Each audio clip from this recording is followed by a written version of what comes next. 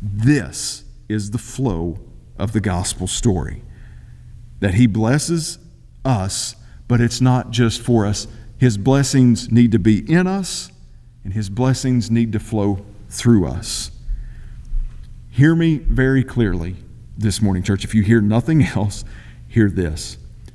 Any gospel that tells you that God's blessing stops with you, ends with you, terminates with you, is not the gospel of Jesus Christ. It's just not.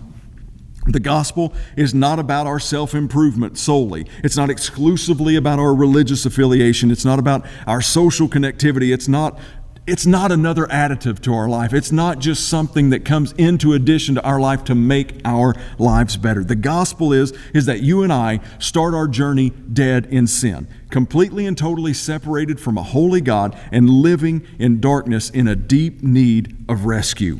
It's about the God of the universe meeting us where we are and introducing light into our darkness through the sacrifice of Jesus Christ, His broken body and His shed blood on the cross, and offering us hope and breathing life into us when we were dead in our sins and trespasses, and resurrecting us into new life and an eternal promise with Him. That is the gospel of Jesus Christ.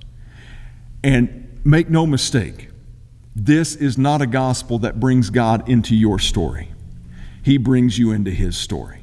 Now, while our testimony changes, while we do have a testimony that God is now part of our life, we're not that big. You, my friend, are not that big.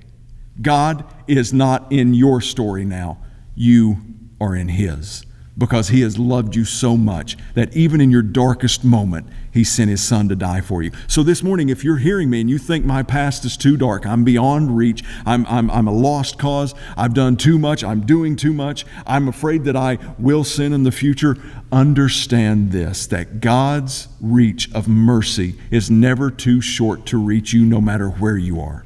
So don't let the enemy convince you any longer that you are beyond hope, that you are out of the reach of God, because His mercy knows no limits. He knows no restrictions. Respond to His call on your heart today. That is the cry for mercy of Psalm 67. That is the reason that Jesus Christ came.